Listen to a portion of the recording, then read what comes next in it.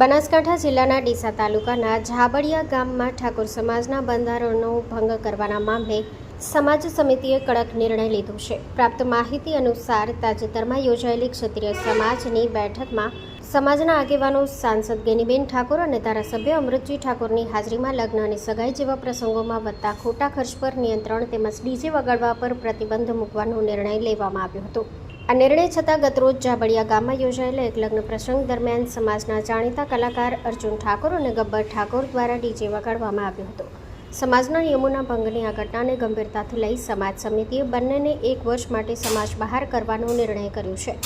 સમિતિ દ્વારા વધુમાં નક્કી કરવામાં આવ્યું છે કે આ સમયગાળા દરમિયાન સમાજના કોઈપણ સભ્યોએ બંને કલાકારો સાથે આર્થિક કે સામાજિક વ્યવહાર ન રાખવો.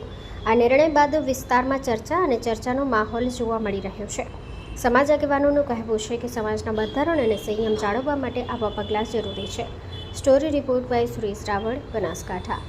4 બાબતો જે ધ્યાનમાં છે: બનાસકાંઠા, વાવથરા અને પાટણ જિલ્લા ઠાકોર સમાજના બંધારણને તોડનાર વ્યક્તિઓ, એ 3 વ્યક્તિઓના નામ આદરણીય ધારાસભ્ય શ્રી જાહેર કરશે.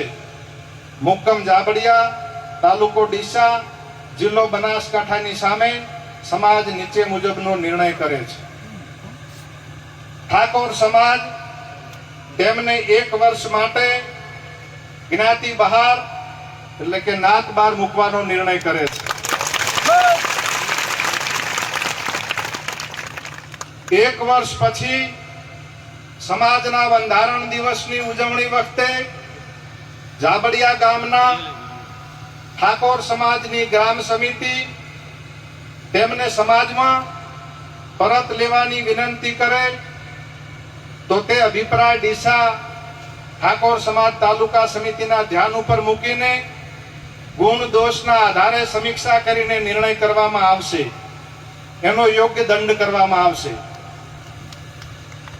આ વ્યક્તિઓને સામાજિક, આર્થિક કે ધંધાકીય કોઈ પણ જાતનો સમાજે સાથ સહકાર આપવો નહીં અને સહકાર આપનાર વ્યક્તિ સમાજનો દોષિત ગણાશે. સોશિયલ મીડિયામાંથી સમાજના ભાઈઓને વિનંતી કે તેમને અનફોલો કરે અને પવિત્ર કાર્યમાં સહકાર આપે. આ 4 બાબતો હતી.